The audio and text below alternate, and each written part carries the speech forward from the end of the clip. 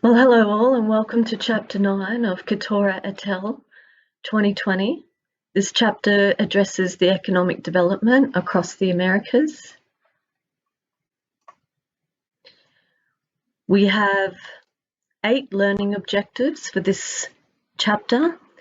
We cover the importance of time zones for trade relationships and marketing orientations, the political and economic changes affecting global marketing, the connection between the economic level of a country and the marketing task, the various stages of economic development across American nations, the growth factors and their role in economic development, marketing's contribution to the growth and development of a country's economy, the foundation market metrics of American nations, and we talk about the growing importance of trading associations among American nations. So there we go, let's get going. All right.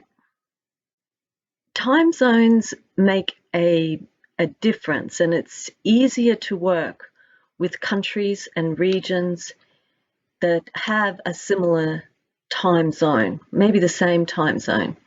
So it's easier because economic growth and trade is more likely to take place given that similar time zone, and it's just about the ease of doing business. So while international marketers deal with 3 kinds of distance, we have miles, as well as time zones, and then cultural distance. And it seems cultural distance is what has the greatest impact on success abroad. Usually relationships among contiguous countries, there's an associated pattern of economic growth and global trade, and there's 3 market regions or trading blocks based on time zones. So we have the Americas, we have Europe, and we have Asia. And across these 3 market regions, we have variations in terms of economic development. We have industrialized nations, what's recognized as industrialized.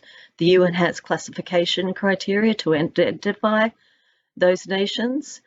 And we also have industrializing, so on their way to being industrialized. And then there's the undeveloped countries, and these are across each of the blocks.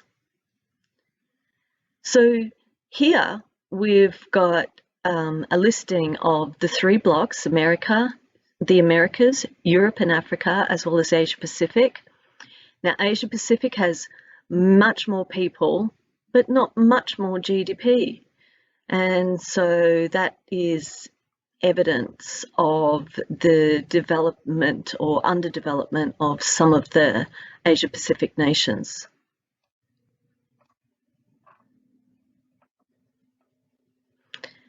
Okay.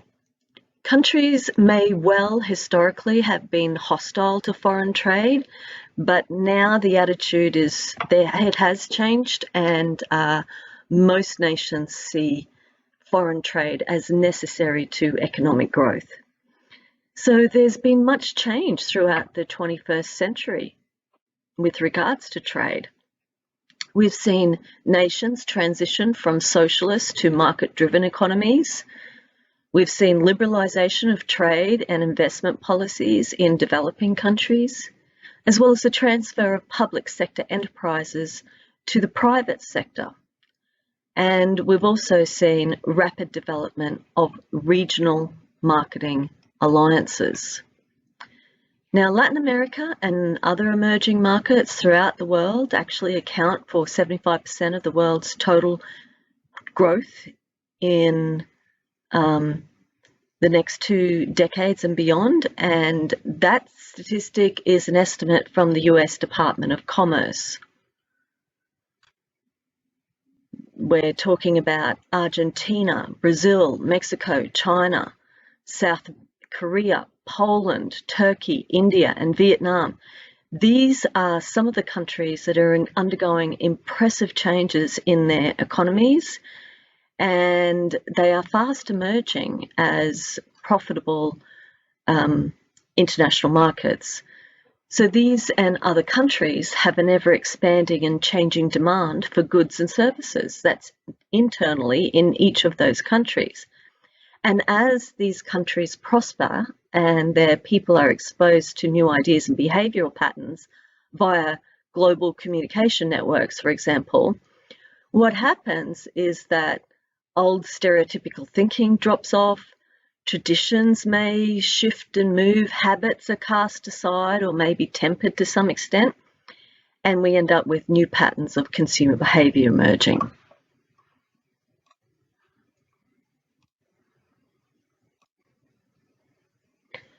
Okay, so when we're talking about economic levels, the stage of economic development in a country, of course, affects how the people in that country behave, what and how they consume. So the marketer has to adjust accordingly in a culturally sensitive manner, in a culturally informed manner. And what the marketer needs to recognise is that the level of economic development in a country is the single most important factor in figuring out what to do and how to understand that market, what to do with that market and how to understand that market, how to deliver what it is that they need. The United Nations actually has these stages of development identified as 3 different stages. We have the more developed countries, the less developed countries, and the least developed countries.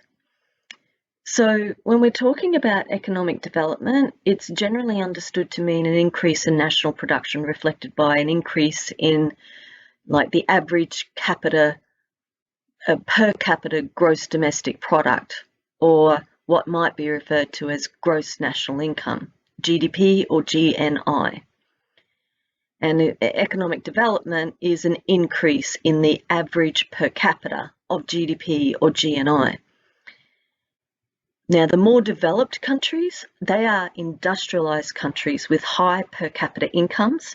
We're talking about Canada, England, France, Germany, Japan, and the United States.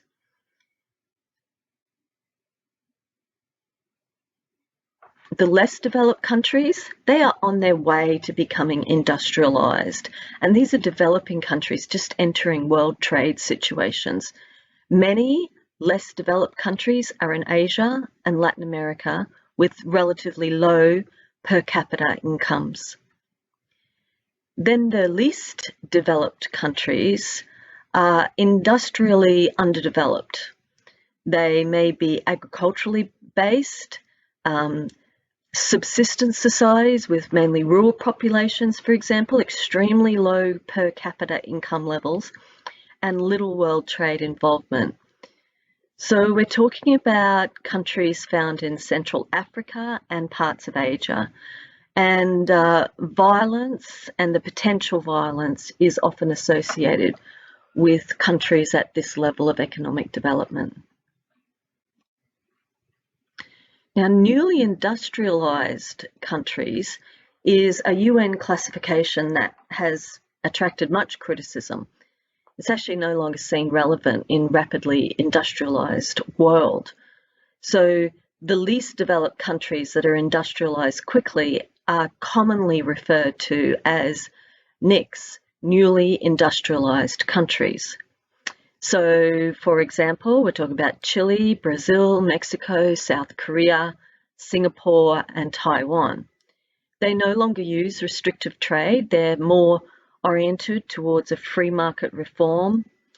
They attract both trade and foreign direct investment, and they're gaining weight and strength in terms of exports of many different types of products.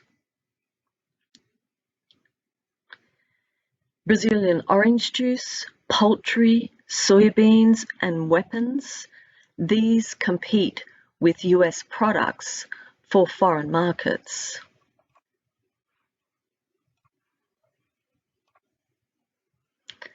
Okay, so on this slide we have a list of economic growth factors. Economic growth factors that marketers may well be interested to be aware of and understand as best as they can include political stability and policies affecting development, economic and legal reforms, entrepreneurship, planning, outward orientation, factors of production, industries targeted for growth, incentives to force a high domestic rate of savings in direct capital to update infrastructure, privatisation of state-owned enterprises such as utilities, and large accessible markets with low tariffs. This slide shows us about production of coffee in Brazil. And the stronghold that Brazilian production of coffee has almost always determined world prices for on the coffee market. But now commercial dominance is being challenged, and for two reasons. Vietnam's burgeoning new production caused world coffee prices to crash in recent years from a high of $1.85 per pound in 1997 to about 50 cents per pound in 2001. Somewhere around 2015, prices went back to around about $2 per pound after they peaked in 2010 at $3. And a second reason that the Brazilian coffee dominance on the world is being challenged is because of Starbucks. Starbucks is changing the global game in coffee distribution. And this picture actually is a picture of Starbucks in Sao Paulo, the historical center of coffee production in Brazil and the world. And there's Starbucks right in the middle. So when we're considering marketing and economic development, we definitely have to look at information technology, the World Wide Web, and the connection to economic development.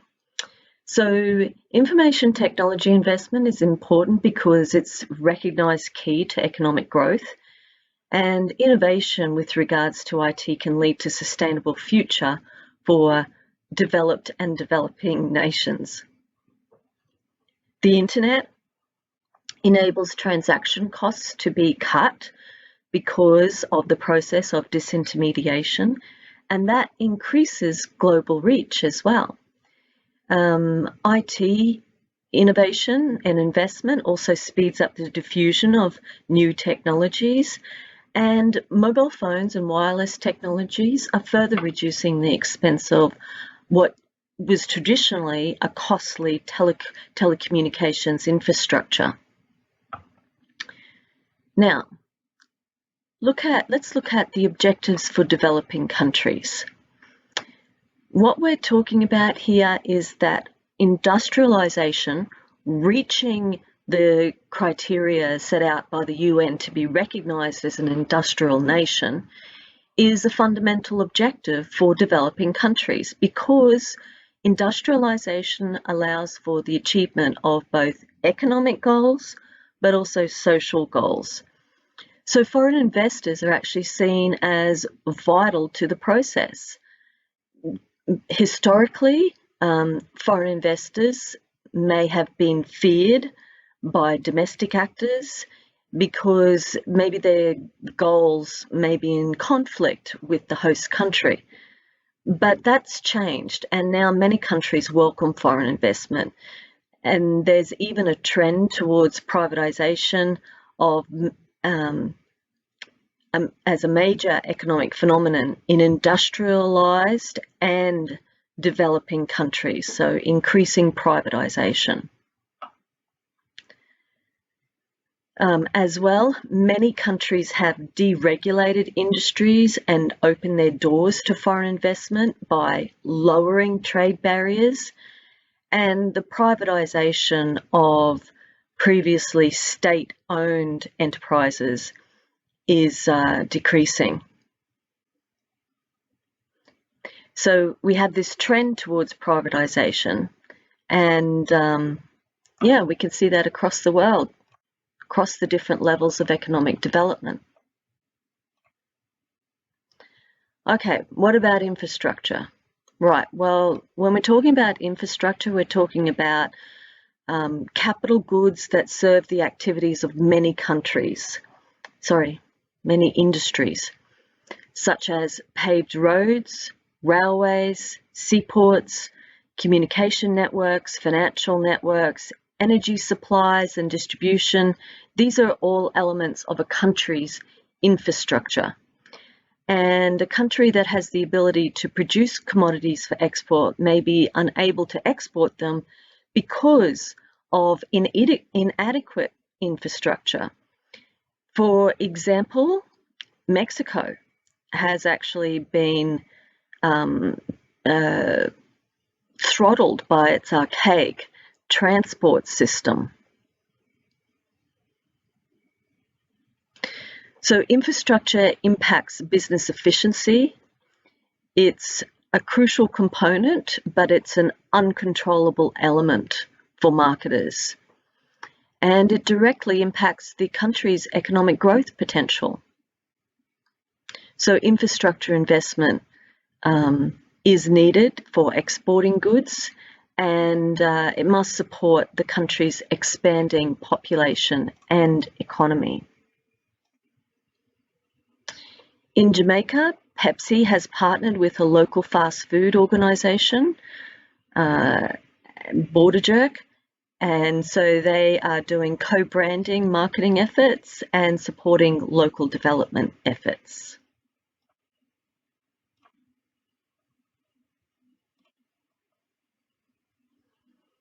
Right, now what about marketing's contribution? Well, marketing is also a vital element for a country's economic development and growth, partly because efficiency of distribution is a key component, and many economic planners actually don't recognise the importance of marketing. It's more production-oriented, their perspective, than what it is marketing-oriented. So the economy's arbitrator between productive capacity and consumer demand is marketing, effectively utilising production results from economic growth. Here we've got 5 weaknesses that indicate need for adjustment in emerging markets, and this comes from Jagdish Sheth's work in marketing. He suggests that as astute and effective international marketers, we need to recognise market heterogeneity. And what that means is recognising the variation within national markets, for example. He also flags socio-political governance, unbranded competition, chronic shortage of resources, and inadequate infrastructure as amongst the weaknesses that need to be adjusted in emerging markets. In terms of marketing practices for emerging markets, what we need to do is, rather than adapting global products for local conditions, we need to recognise that actually fusion products may well be more appropriate. Rather than diffusion of innovations, the focus of a new product development should be on affordability and accessibility. And national brand advantage will be more important than other sorts of country of origin advantages.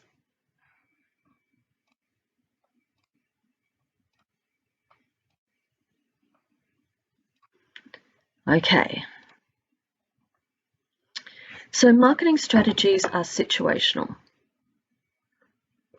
What that means is tailor your marketing messages and communications for each cultural and national circumstances. Technically, elegant strategies are ineffective in underdeveloped countries.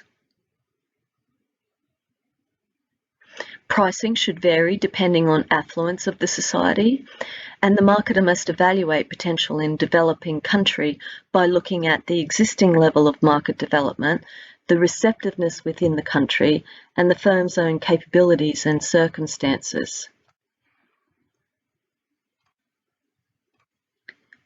Okay, let's look at the level of market development. Well, what we need to know is that it roughly parallels the stages of economic development, but marketing structures can be simultaneously at multiple and many levels.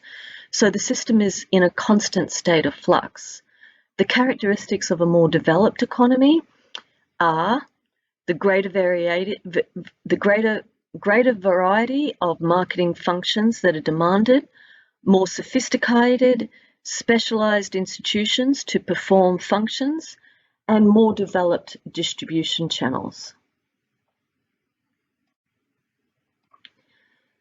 So demand in developing countries we recognise as three distinct types of markets. There's the traditional rural agricultural sector, the modern urban high income sector, the large transitional sector, and that's usually the lower income urban slums. The demand in developing countries is what makes marketing efforts difficult. Because it's hard to estimate market potential of developing countries, mostly because of a lack of data, and it's difficult to devise useful segmentation strategies. So this is where you've really got to do some work to get close to the customers, get close to the market so that you understand it, close enough that you understand it. And though initially risky, the investment will be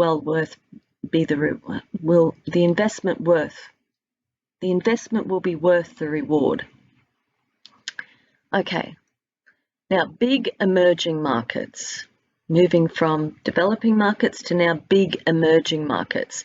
Big emerging markets share important traits. They're geographically large, significant populations, they represent a sizable market for a wide range of products, they have strong growth rates or potential for significant growth. They've undertaken significant programs of economic reform, and they are of major political importance within their regions.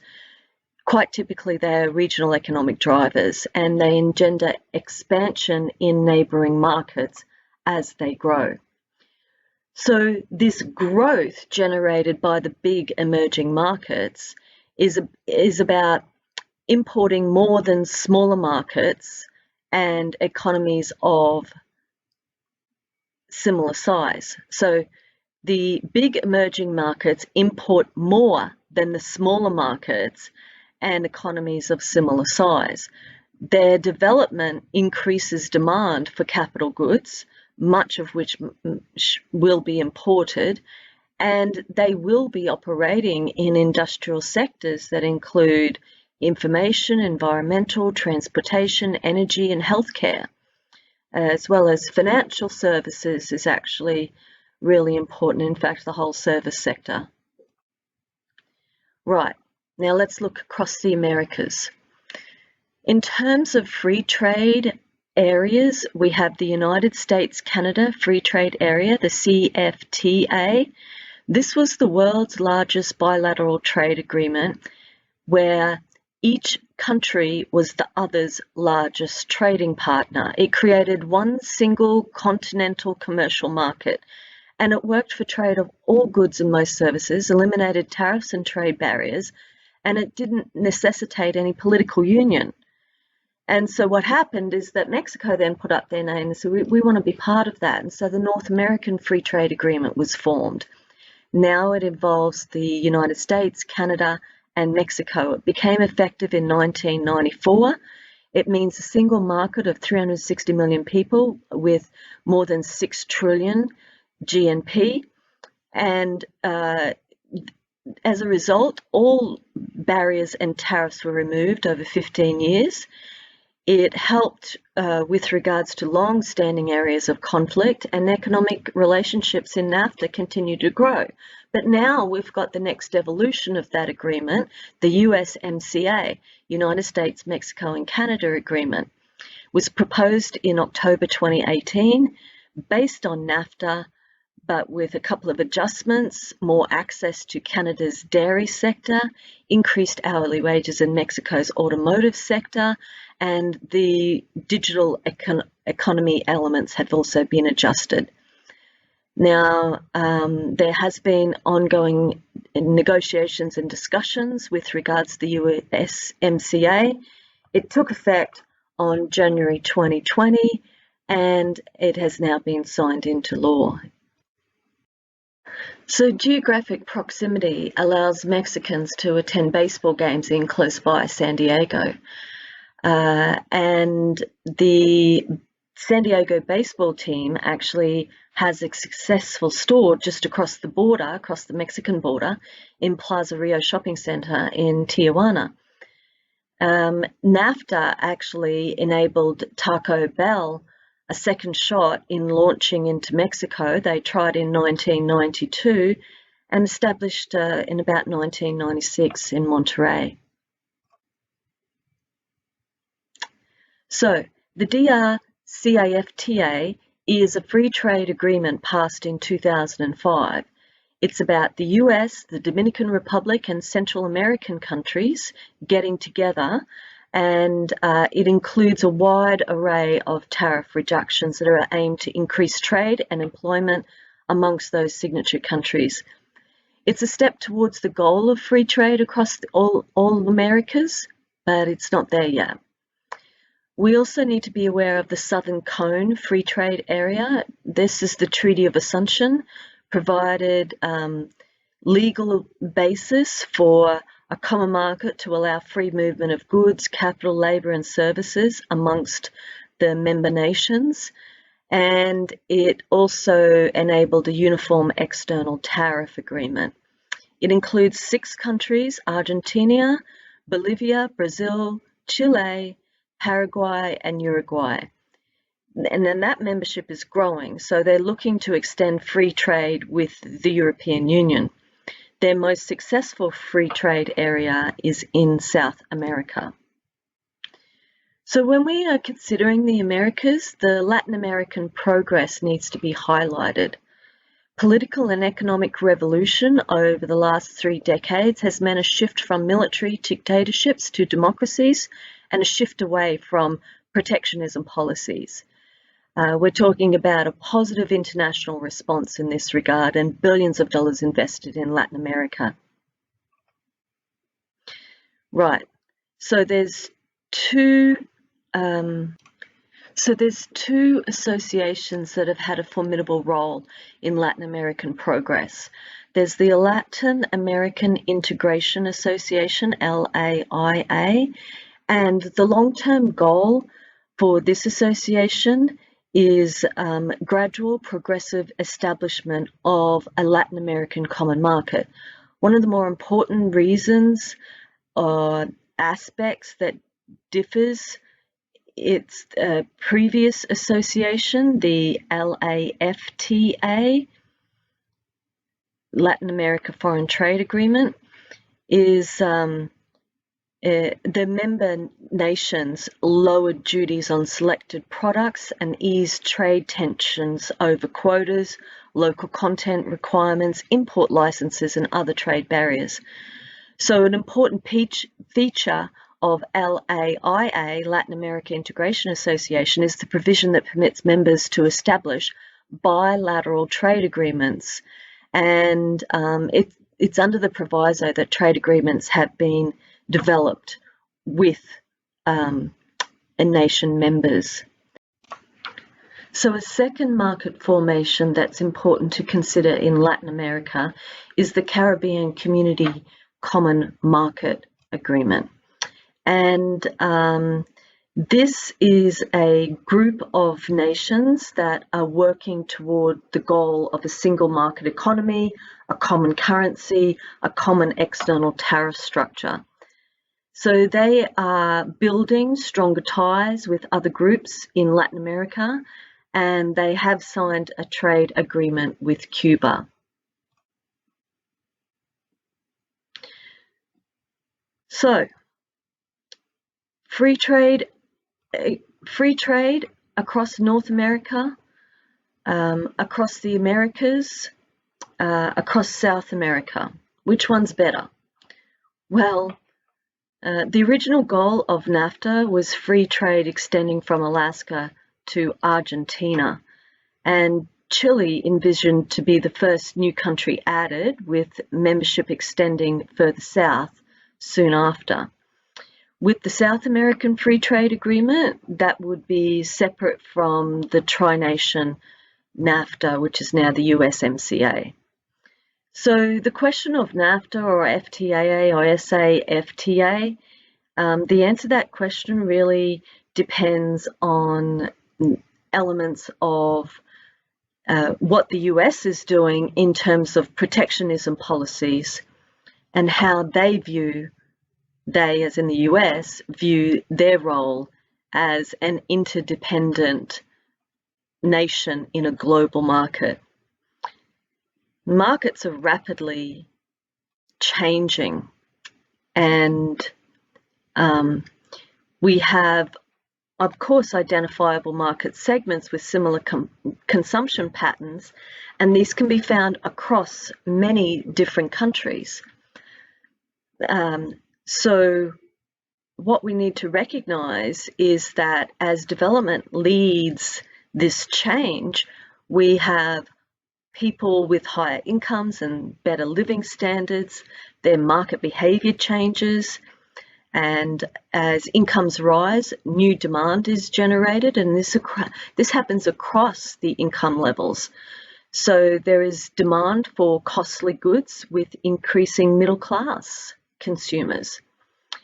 And the emerging markets that have been pointed out today will be the growth area of the 21st century. Okay, and the last slide, we have a picture of people queuing up for a Chinese